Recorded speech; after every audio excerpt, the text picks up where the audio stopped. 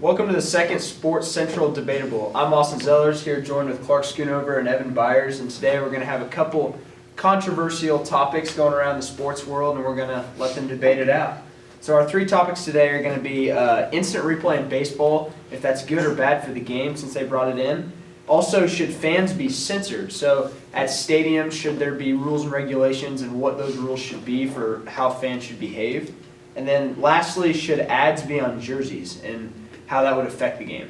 So we're going to start off with instant replay in baseball, which was added in the 2014 season.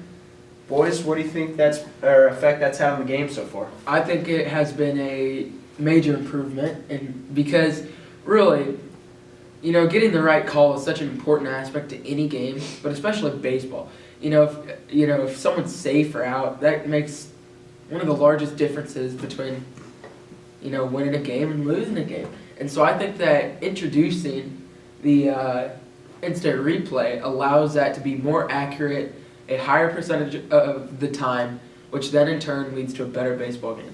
But it completely changes the environment of the game. I mean, you go to a baseball game to be in that environment of the stadium, rather than just sitting at home watching the game if you know that every call is going to be right.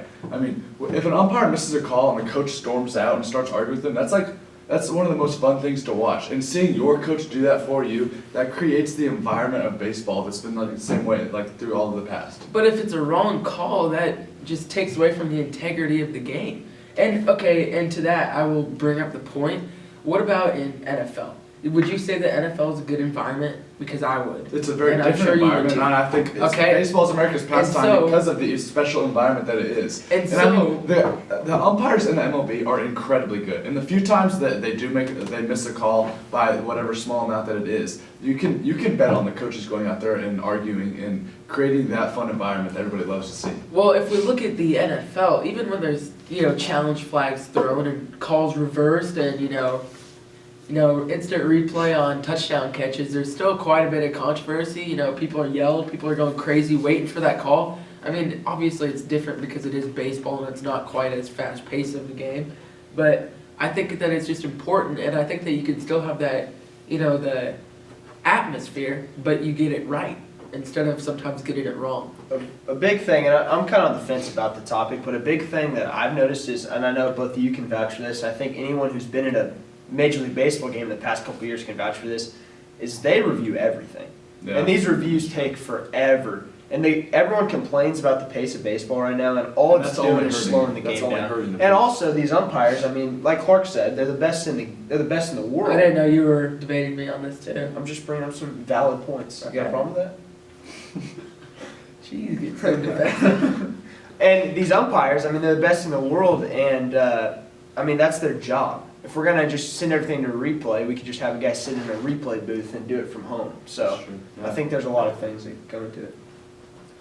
Okay, so yeah. All right, our second point today is, should fans be censored? And this has to do with, if someone buys a ticket and they're unruly at the game, depending on what their language is and different things, should they be escorted out? And in some cases, and today, there's actually a $75 fine for a class, and if you want to go back to an NFL game, you have to take the class and pass it. So what do you boys think about that? Well, I think the system that they have in place now is pretty good. It's kind of a stadium by stadium thing. I think that if a fan is being, absolutely wild or is very drunk or is, just going crazy, throwing around F-bombs and drunk, I think that the stadium, managers and security already deals with it, and they will give you a warning and then maybe ask you to leave. And so I think that is okay. But to try to say you cannot say a certain word, I do not think that they can do that. Because people will say it anyway, and how do you regulate that? I think that that's a slippery slope, and once you try to regulate, you can't say the F word, where do you draw the line? I mean, yeah.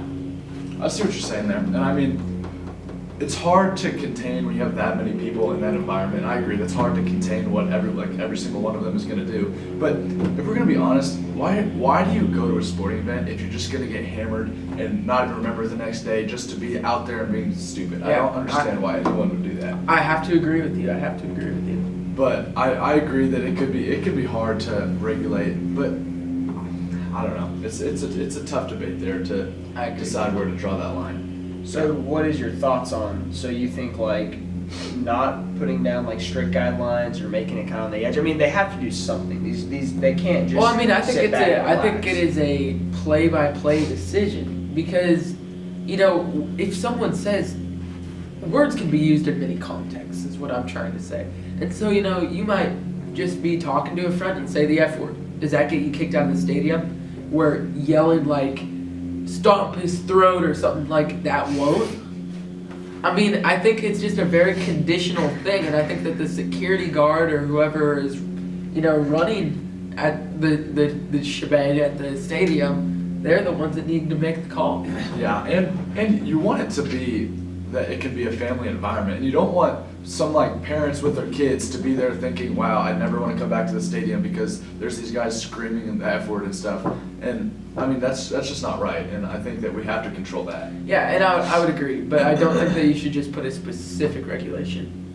It's a tough line to Yeah. find. All right, and now we know that if you're with Byers at a game and you don't like a call and you yell stomp their throat, you'll be escorted out of the stadium. You better So, not. Well, no, better watch what you say. Well, All right. no, what I'm trying to say with that point is that I think that saying that, although you're not saying a cuss word, I think that that's better than saying to a friend, hey man, what the F is going on, or whatever like that. I mean, other people aren't going to hear that, and why would you get kicked out of the stadium with the guy going, crush his windpipe, kill him, stab him in the heart? Well, He's not. Have you ever heard a guy say that? In a Actually, yes, dramatic game? at an Iowa football Crush game. his windpipe? Yes, actually, that's why I say that. Just kicking and screaming? No, there was this guy that was extremely hammered next to us at an Iowa football game, and he stands up and he just goes, crush the windpipe! All right, Crush that's it!" enough of your little team. Story time with Byers. You asked All me right. a question and I answered it.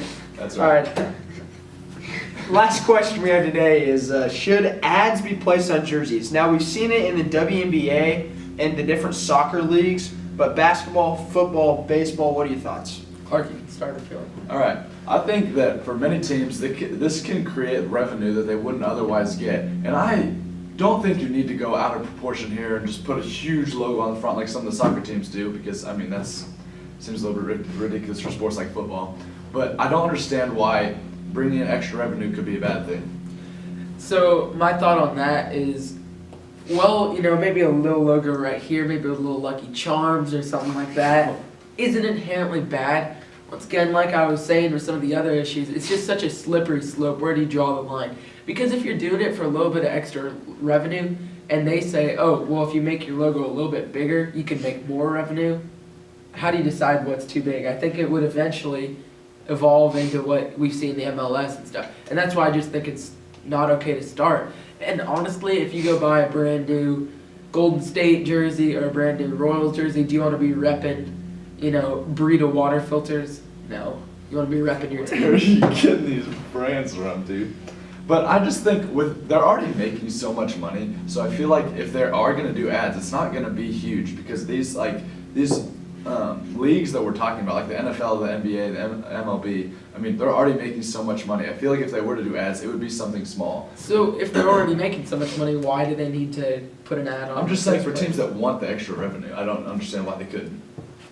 I agree, but what I'm trying to say, I guess, is that this is a completely opinionated thing, I can't prove it at all, but I think that, once you start getting money, you get a little bit greedy and you want to get more money, and you do that by making your logo bigger. Yeah, I understand. Like, okay, for this class, newspaper, what do? We sell ads. You can buy a small one for a certain price, or you can buy the full page for a pretty pricey price.